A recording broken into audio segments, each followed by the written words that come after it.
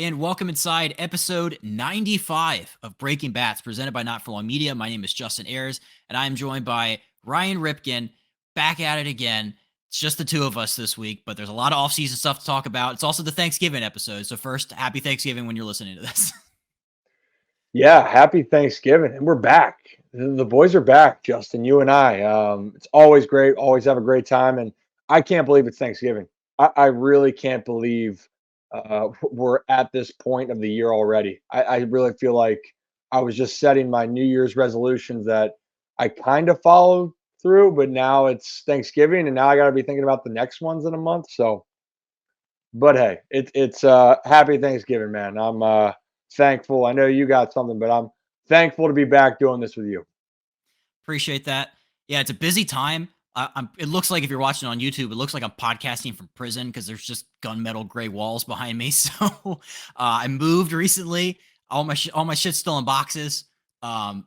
It's great. I tried to make dinner the other night, couldn't find anything. So yeah, we're having a great time. But hey, this is a time we're all supposed to be thankful and get together and celebrate with your loved ones. But I will currently be doing it from cell block E tonight, apparently, because I just realized I need to hang my stuff up. It looks bad.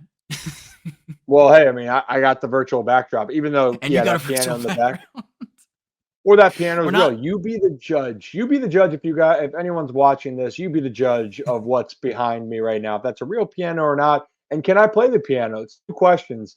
But yeah, I don't envy your moving, man. It's never fun, but eventually,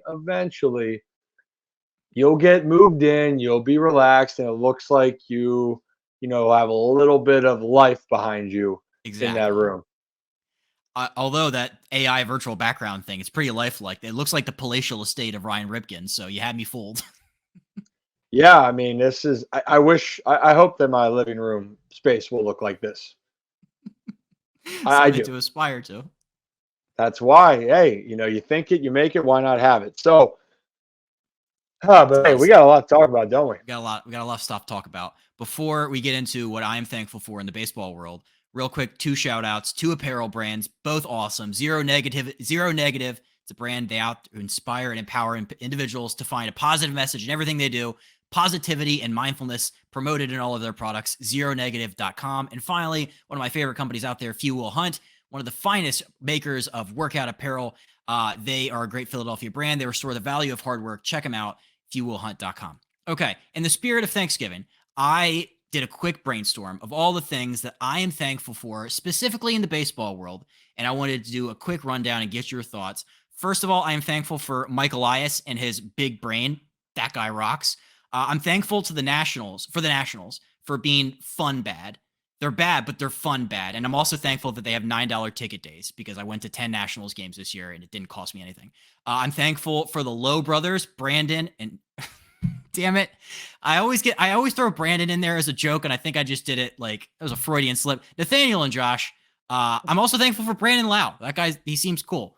They're the nicest trio in baseball, the Lowe brothers. I'm thankful for the Pirates for bringing Andrew McCutchen back and for not trading everybody. That was fun. That would have been hard. I am thankful for the New York Yankees for so many reasons. I'm thankful for Brian Cashman for bragging about having the smallest analytics department in the AL East. Keep doing that, Brian. And I'm also thankful for the Yankees for having the same roster construction every single year and then wondering why it goes wrong at the end of every year. Love that. Pete Fairbanks throws the best changeup out there. Thankful for him. Greatest dude out there. I'm also thankful for all of our guests and recurring guests. We have the best guests and recurring guests in all of baseball podcasting.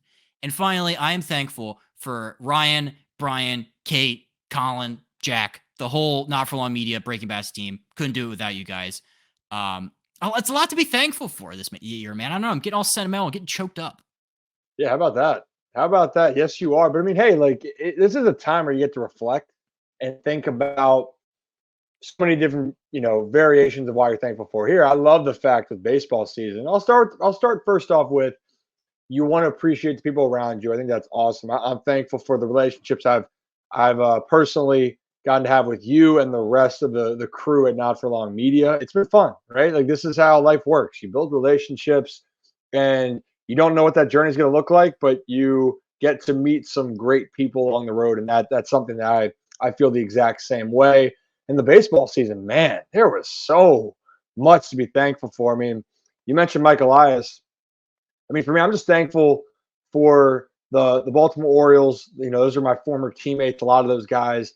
And what I'm really thankful is them bringing fun back to Baltimore and bringing hope and just excitement to a fan base that has been desperately waiting for this return.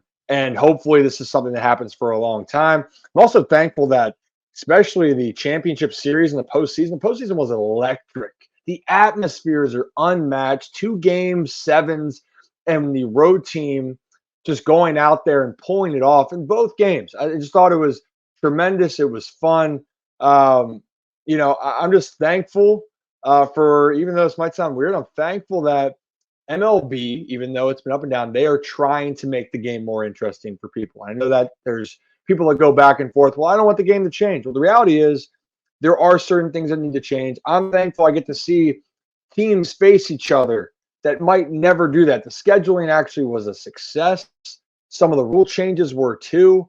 And the atmosphere and the fans coming out was amazing. So I'm thankful for that. It's a great year of baseball.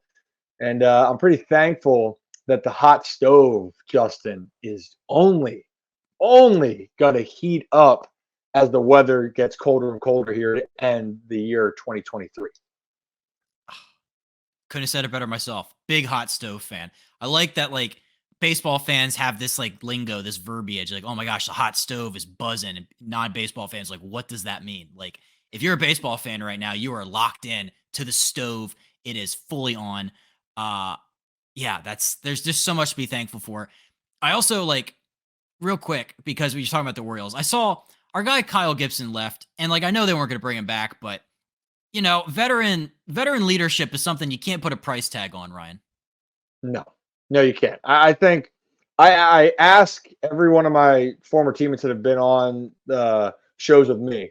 So it's Kyle Bradish, Dean Kramer, Tyler Wells, and every single time they talked about what the veterans meant to them, but also they talked about how important Kyle Gibson was. His friendship, his leadership, his ability, showing how to just continue to be a pro and why he's been around the league for so long. You know, I mean, you really can't quantify. You can go and look at your stats all you want. The fact that the Orioles, the best team in the American League, are sitting there singing the praises of somebody that goes big beyond the game. I mean, they'll continue to say it, and I'll say it too. Those guys, you really can't fully appreciate what they do. And hate to see Gibby leaving Baltimore, but that is a part of the business. But his impact was no doubt felt on the 2023 team. Exactly. Yeah. He filled that. Who was it? Jordan Lyles was that role 2 years ago, and it's Kyle Gibson. Yep. I like that they bring in like these older, established veteran guys, because their staff outside of those people are all like super young, like Grayson and all these guys are in their early mid 20s. It's like, yeah, give me the 36-year-old guy that doesn't understand TikTok, probably full of sage words of wisdom. Like, that's what every great rotation is made of. My question to you is, who will fill the Kyle Gibson role now? It's really interesting, right? Because the Orioles are figuring out the rest of their roster, you know, and so Gibson, a free agent, Adam Frazier, you know, Aaron Hicks. What do you do? And the thing that I loved is those are 3 guys that just fit right in. James McCann has been tremendous.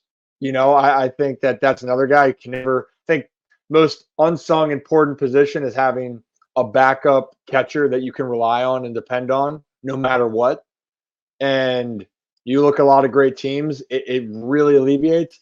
So I don't know exactly. I mean, the fact that we've seen other guys like Lance Lynn go somewhere else who has a lot of experience.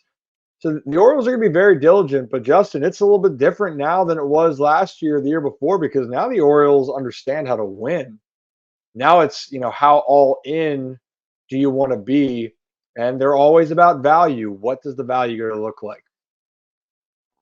I like that. Okay, so maybe we don't need just like the number 4 or 5 guy just because he's old.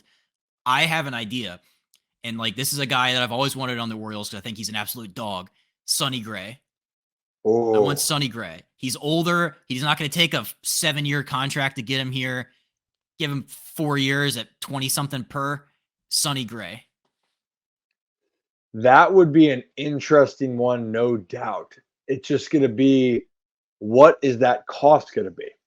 And that's something for the Orioles. I mean, we're going to dive in about, there is a pitcher that going back to Philly and Aaron Nola Yeah. that signed a big deal, and that's something we look at the Orioles. No. When I saw people linking Nola to Baltimore, like, there's no shot, zero chance he's going to come to Baltimore just because of the amount of money. Now, if the deal is right and the value for the Orioles is saying, yep, it fits, it makes sense. I'm curious though, Justin. I'm going to go this way. I think they're going to go get a high leverage veteran reliever / closer role. I think that is for real. And if I was going to say the two, that is where I think their priority is going to go. So if it's not Sonny Gray, which would be electric, I think Baltimore is going to find some veteran at the back end of the bullpen that's really going to help the Birds in 2024. What did we say a few weeks ago? Make middle relievers great again. And I think that might be the first step, is to go out and sign one for $10 million a year, which they probably have never done before. Yeah, 10 million might be a stretch, but they are in the hunt for one. There's no doubt about that they are going to look to evaluate that pitching staff. I like that you brought up Aaron Nola, because that's where I wanted to go next. The largest free agent contract for a Phillies pitcher ever. 7 years, $172 million to go back to the Fightins. No opt-outs, no team options, straight up. I love those kind of deals. This is a guy that is probably one of the most durable pitchers out there. It feels like every year he's giving you 30 plus starts, 200 innings. Kind of struggled down the stretch in 2023, but the postseason play from Aaron Nola is just like that guy. You talk about dogs and bulldogs, like that's a workhorse if I've ever seen one. Yeah, I mean, you said it. Right now, if we're going through his career, since 2016, he hasn't had less than 20 starts. 2017 and on, take out the COVID year, 27 and above in 4 of those 5 seasons, and 4 of those seasons, 32. So what that's saying is, to your point, guys out there, what do you want if you're going to give a contract like that? And again, injuries, you can't control them, but dependable. Not only dependable, consistent. That means he's going out there, giving your team a chance more times than not. And you're right, it wasn't his best year by any means in 2023, but I'll tell you what, overall, Aaron Nola in the postseason, that's a guy you want on the mound. That is a guy that knows how to handle big moments. Philly's trying to win right now. He loves Philly, and if I'm not mistaken, Justin, he took less to stay in Philly, or that was a rumor, right? So just saying. I mean, he loves it. He deserves it. And good starting pitching doesn't grow on trees. Phillies knew that, and Aaron Nola fits right back in. And they're going to try to run it back and get to the World Series this time. They did what the Phillies have always done with these large contracts, which is like they'll give you less average annual value, but they'll spread that thing out. So you look at it and you're like, 7 years for Aaron Nola. I don't know what the end of that's going to look like, but that's future Phillies problem, because this is going to help them stay under the luxury tax. It's a win-win. He had a quote, Aaron Nola did, that I thought was super interesting. He said, quote, "I've always been a Philly. It's the only place we kind of had our eyes set on. It's the most comfortable place for me." And it got me thinking, like, drafted a Philly, came up, been there his entire career. Like, as a player, like how important is it to be somewhere where you can feel comfortable? I feel like that probably has to be number one priority.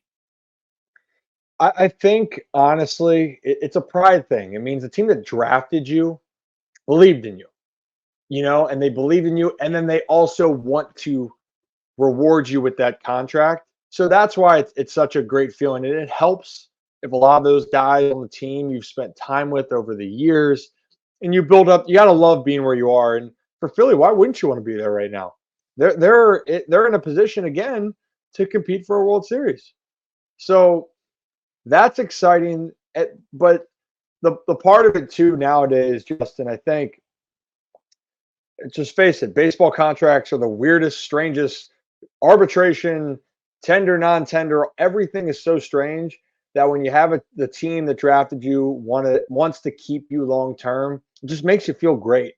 It makes you feel good. And quite frankly, we just don't see that as much anymore. People forget. I mean, Bryce Harper's fit right in with Philly, but it's crazy to think you never would have thought that he would have left Washington at some point. Like, there's no way that Bryce Harper leaves the Nationals, and then he does. And even though Bryce loves Philly, I bet you it probably still stung that, you know, things didn't work out the way that he wanted there. Of course, he had different aspirations, but it does matter to players. It's a pride. You took a chance on me when things were tough. You took a chance on me that no other team wanted to. I'd feel the same way. I love one team, guys.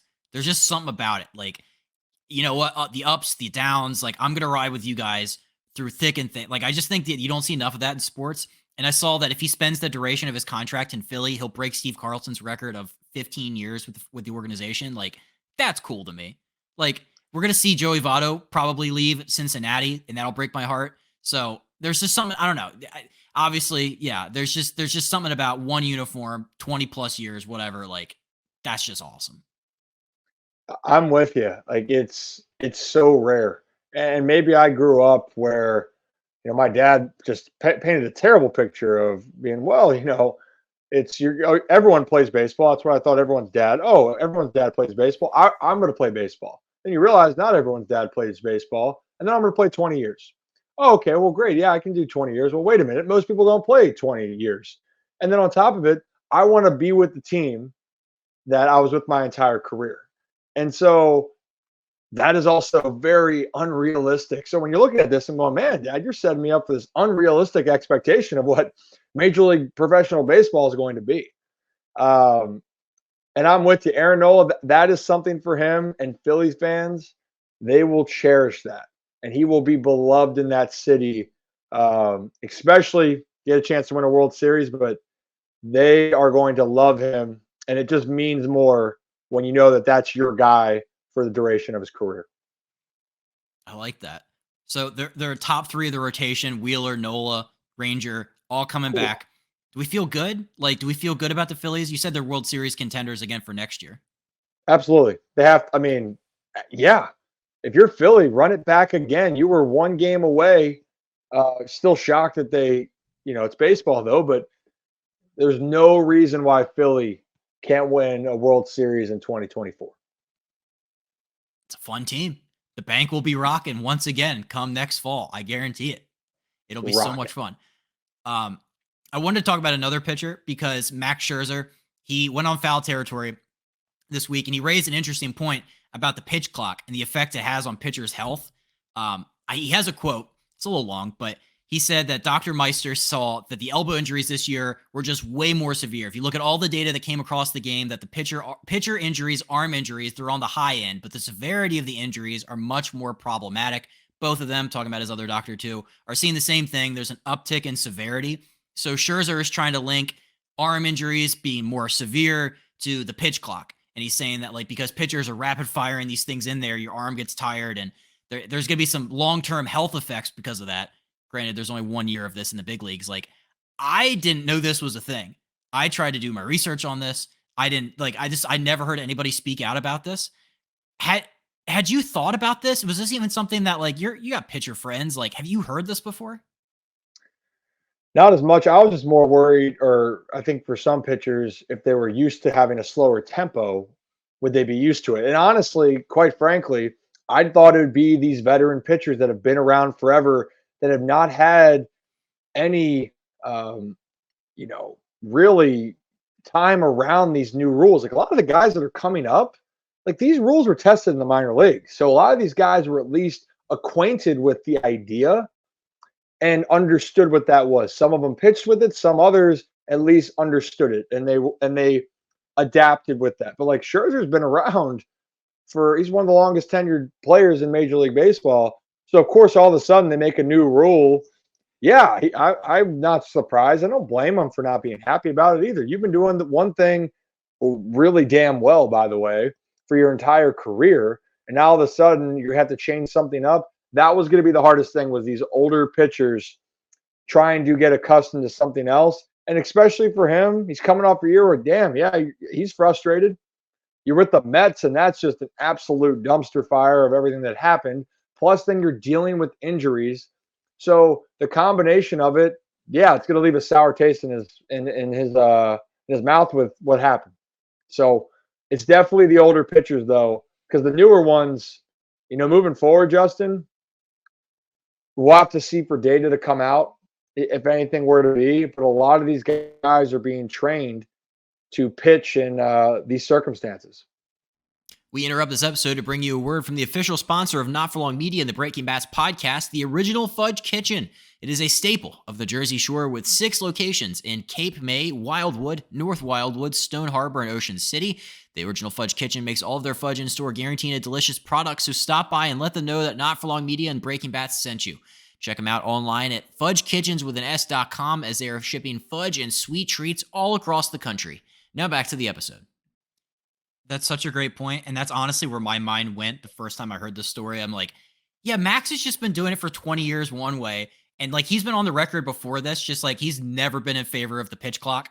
Like he thinks that like it messes up the flow of the game, and it's just like he's a big old school guy, I think in that regard. But yeah, I mean, look, I mean, we've had 1 year of data on this about like pitchers' arm injuries. I'll give it a shot. I'll give it a couple years and see if like there's some more statistical stuff to back up his claims, but. I did think it was weird he spent an entire foul territory segment on just railing against the pitch clock. I mean, I like the pitch clock. I didn't used to, and I hate change as a general rule. I love it. Yeah, I mean, hey, I think that was one of those situations where people really were polarized by it. And then after the fact, fans are like, oh, wow, okay, that's nice. And as a player, it keeps you more in routine. I'll tell you, it really didn't matter with like pitchers that like to work fast. And as a hitter, I'll say I hated having pitchers work fast. It would speed me up. That to me was going to be the hardest situation. But hey, it is what it is. Whether you like it or not, it's here to stay. Yeah, clearly Max is not a fan. And that probably will not change next year. But I'll tell you what, Justin, even though he went on that rant, I don't think he's carrying too much deep down the fact that the Rangers walked out as champs. I think he'll be okay as long as they win. I think you're right. There's so many positive, like there's not that many people taking his side on this.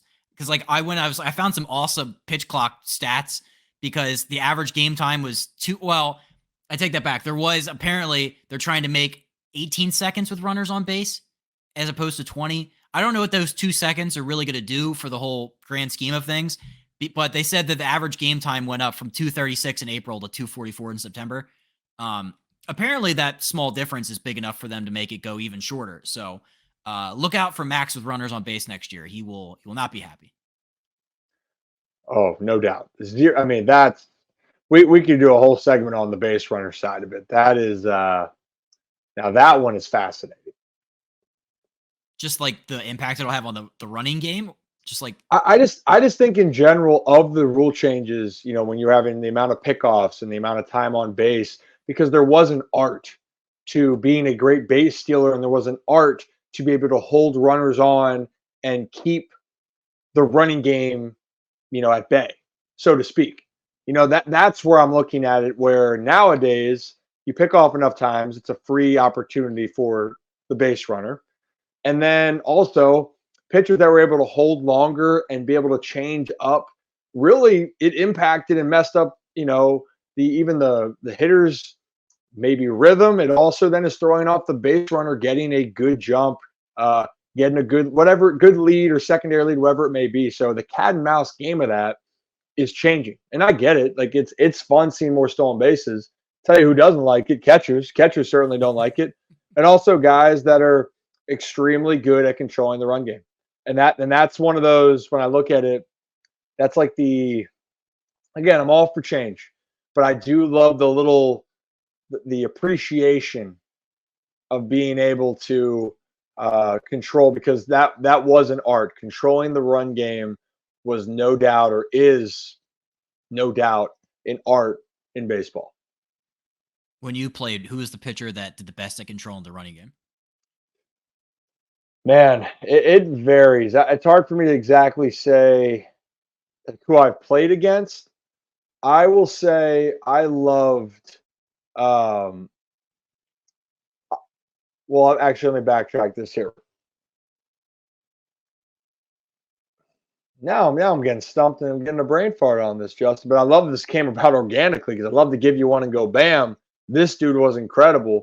Because first base, Um, you have a unique perspective over there. Just like the pitchers are picking them off. You probably had a sweet slap tag down. Like I don't know. also I'll tell you what, guys that could there was guys that had quick. I'll tell you about pickoff moves. There's guys that have quick pickoff moves where I knew their tendency, so I was able to watch it, and that would make it even better to be able to make one. The ones that scared the absolute shit out of me were the ones where I know that they throw gas, but they don't know where it's going over there, and that one terrifies me. You know what? You can keep the rules for baseball in that case because nothing was worse than a pitcher that didn't like throwing the ball over to first and didn't want to lob it and then just hummed 98.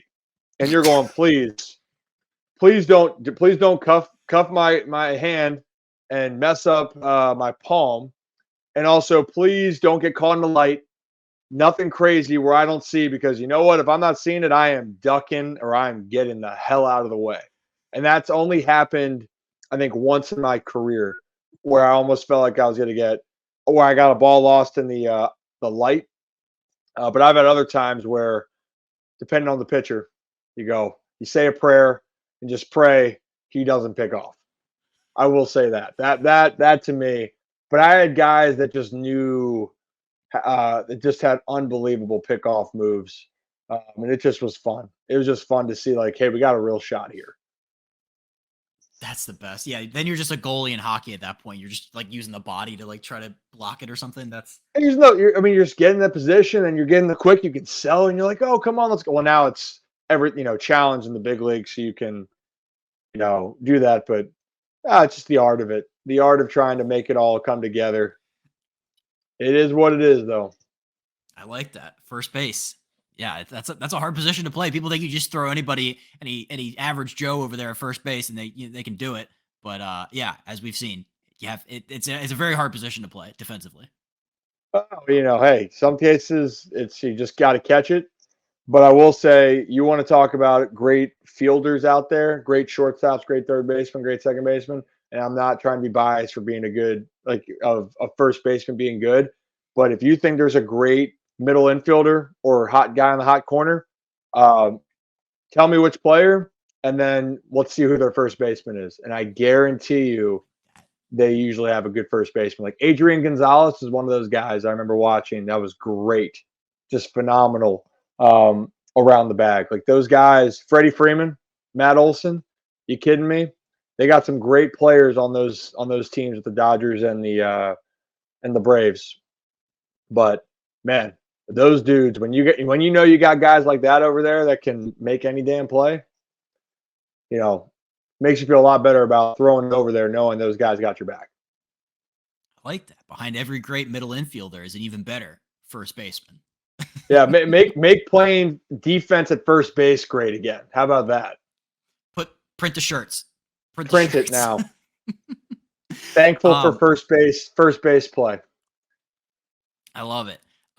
Let's just stick with the pitching theme though, because the baseball community had a retirement that we think we all probably saw it coming, but it's still kind of sad. Is Zack Britton, former Orioles legend, played with the Yankees at the end there. 12 seasons, 7.5 Baltimore, 4.5 in New York. That run though, 2014 to 2016. Go look it up if you're not familiar with it. Just check out the Baseball Reference, and you'll be like, wait a minute, there's a 0 in front of his ERA. Like that's not possible. It was the best. It was the best time to be an Orioles fan. And then I wanted to, because like you did a little of this on your show this week, but memories from Zack Britton's time in Baltimore. Like when you think, what's the quintessential Zack Britton standout thing for you? Well, I think I love the fact that he wasn't supposed to be this unbelievable closer or bullpen guy. He was a starter, and then it was, oh, you're up and down trying to find your role. And then all of a sudden something clicks. Steve Johnson talked about that, of saying, because they were in the same boat as being starters and trying to do it. And I joked with Steve then because I go, Steve, well, you guys threw the same when you came out of the pen, just a 10-mile-an-hour difference. But Zach then was throwing 97, 99, and I think the what I loved with Zach was we talk about like taking a hitter's soul away, and in 16, that's just what he did. Was you knew what was coming. You knew exactly. It was really his one pitch, but that one pitch was so damn good that you didn't have a chance. And that's the crazy thing. 2-0, you know what's coming. You might have a swing that makes it seem like it's 0-2 and your confidence is shattered, or he just makes pitches. It was just that 2016 year really could have been that Cy Young. Like that's what I look back to. And I think that he should be remembered as a guy that really was fun to watch for the Orioles, and really for that time was one of the best closers in the business in a way that maybe is not as conventional as it is nowadays. Yeah, that's such a great point. Yeah, I was as somebody who went to a lot of games from the mid 2010s. There, it was just I will always love just seeing the School of Rock flash on the video board. The AC/DC blaring for those about to rock. It was just like that. I saw that 1,000 times and it never got old. The lights are flashing. Yeah, I mean you're right though. Failed starter, and he was at like the weighted ball program or something. He came back and it was just like, oh, he throws 100 now. He throws 100, and then the ball goes like this as a sinker, just like straight down. I realized the visual didn't show it there, but the ball goes straight down. It's like I don't even know what the hell to consider it. Sink, split, or whatever it is. You're not hitting Yeah. it. That's really what was happening. So awesome for him. I know it's hard, and we talked about this too, Justin. Like it's hard on the families, and it was cool. Didn't he have he had a nice note talking about his family? He did, yeah. It was from Britcheroli in The Athletic, wrote a whole thing about just like his retirement and talk about his wife, who's just like been the rock for his whole family. She was a lawyer. She like helped support Zach when Zach was in the minors, and then like when they had kids and Zach was in the big league, she like put her career on pause. Let Zach do his thing, let him chase his dream. And Zach had a really cool quote that I wanted to get your take on. He said, "quote She doesn't get the accolades. There's no one writing about her. I thought at times I was sacrificing a lot, but having the perspective of what she's done for me, I couldn't repay her if I had 5 lifetimes." We don't talk a lot about baseball spouses, but the impact that they have on they're your therapists when you're high, when you're low. Like they just are like the ultimate like probably steadying force for every player out there. Yeah, I think that people realize that baseball is a game, but it's a job and it's a huge sacrifice. You have to be this good to last as long. So Zack Britton playing for 12 years. Is that right, Justin? 12 seasons, right? And that's not counting chasing to get to the big leagues. That's not counting this journey of trying to go out there and make it. Because as we know in the minors, that a lot of guys had second jobs in the off season, maybe even 3 jobs. And now it's changed a little bit to make it a little bit better for players. But your significant others, your family, the ones that you care about, they have to be okay knowing that you're going to be off, trying to obviously make your dream a reality. And hopefully then that can help pay it and make things better financially. But that's hard. That takes a toll on a family that not everyone will comprehend. Imagine a baseball season goes, you leave in February and you're lucky enough to get into the World Series, you're February to end of October. And then you try to decompress, but then you're back playing. And during those 8 months, you're away for half of those on the road, and you're at the field for 7 to 10 hours a day. So you're really not getting a lot of time, quality time. And for Zach, I think it's just really cool because the spouses deserve so much credit. Families deserve so much credit. And I don't say this lightly, because I mean this wholeheartedly. It takes a huge support system. And without that support, a lot of these athletes can't go out there and accomplish. So it's just tremendous. I love the fact that he did that, and now he gets to be around and gets to enjoy spending his time with his family. He would never had that opportunity had his wife and family been so supportive of him. It's the best. Yeah, I loved reading that. Check it out in the Athletic. It was such a great article. Yeah, I'll miss him, but he's gonna shift into dad mode there. It's gonna be so sick. I wanted to shift gears a little bit because this is something I have no statistical evidence to back up. This is all just kind of gut feeling. But I was checking out, you mentioned this earlier, like the non-tender guys. So it's a weird part of baseball. Like you could be killing it, and then the team will just release you for a variety of reasons. And I was reading like the list of like the guys that were getting cut, and it was like I was noticing a trend of a lot of like platoon hitters. And by that I mean a lot of guys that are like Rowdy Tellez and Vogelbach, and like these guys are like they mash the ball, but only in very specific situations. No left on left, can't do it. You hit 100 off them. I just like, for one, I feel like those guys aren't valued anymore. And also, like, is it just impossible to hit like the same side pitching? I just feel like that's been a thing for a while. Well, some guys can do it obviously better than others, but it's definitely different now. People want. Let's first start off. If you being a DH, it's only a couple of those that are just DHs now. First and foremost, like just you smack the shit out of the ball so much that we want you to be in the lineup every single day. That's hard to do, and we've seen that. If you're talking about with the Baltimore Orioles, just using them as an example, the Orioles valued versatility. Yes, they play the matchup game with guys like Ryan O'Hearn and Ryan Mountcastle, even though Mountie that second half was unconscious, especially versus lefties, though he was. But that hurts guys that you just mentioned, like Vogelbach or Tellez, because that maybe they don't have the full position. And the second part is, yeah, they look at it going, if there's a competitive advantage, that's a lot of analytics now, Justin, where the position definitely is devalued. It's no longer that we're just gonna have one guy go out there and do it. We're gonna design our lineups around where we can dance around to put out the best lineup as much as possible. And yeah, I will say some guys do hate the same righty on right or lefty on left, but tell you what, most players they'll want to accept the challenge, but they're not getting the challenge as much. That's a great point. Yeah, I was just thinking too, like in the National League when they had the pitchers hit, like there was a guy on the bench whose job it was to come in and pinch hit. And like there was so many bench bats that you could easily get away with being a Rowdy Tellez or a Vogelbach, where you just have one job, and that's like, hey, I crush righties, and then that's it. And now, like you said, like they want versatility, they want to have a rotating DH. A lot of these teams, and it's like, yeah, it's like a job in baseball that 20 years ago you'd probably have like a Matt Stairs sitting on the bench all day, but like that's dead now. It's different. It's just a different day and age. I mean, that's why I said, when people have even asked about off seasons, like with Baltimore, oh, we'd love to see them go get a DH. I'm like, well, that doesn't fit what the team does.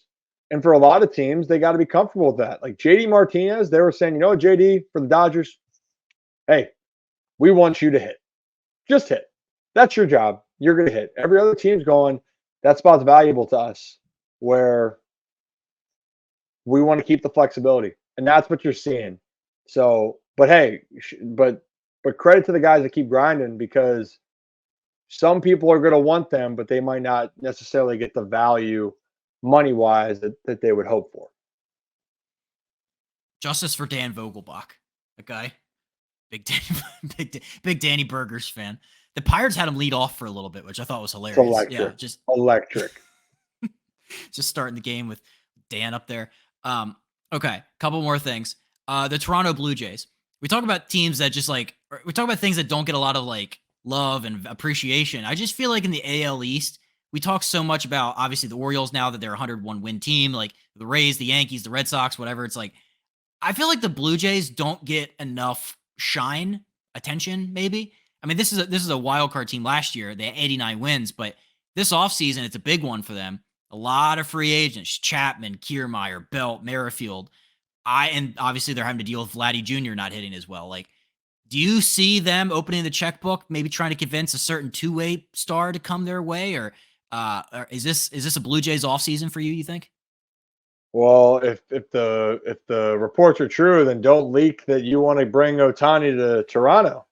But hey, to be honest, Toronto's a very good team, very talented team, or has been. But it was a disappointing season for them. They were supposed to be the team that was going to win the American League East. On paper, for me, even to start the year, I thought that they were going to.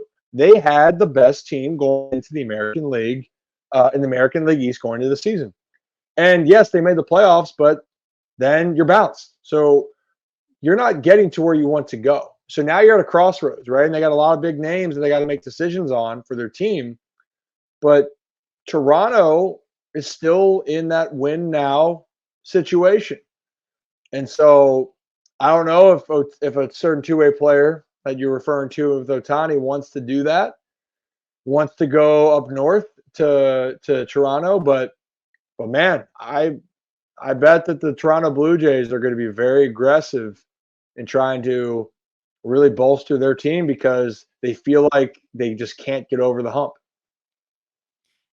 Their pitching is excellent. Like they have like the guys established, like, Bo Bichette has like a 200 hit season every year. And, Vladdy obviously had a down year this year for his standards, but he still hit 26 and 90 something. It's like, yeah, this is a very, very good team. I think it's funny because I was reading like the Blue Jays, like blogs, and like they're talking about Ohtani rumors. And it's like the level that people will try to go to try to convince themselves that Ohtani will come to their city is hilarious. They were talking about how many Japanese restaurants were in Toronto.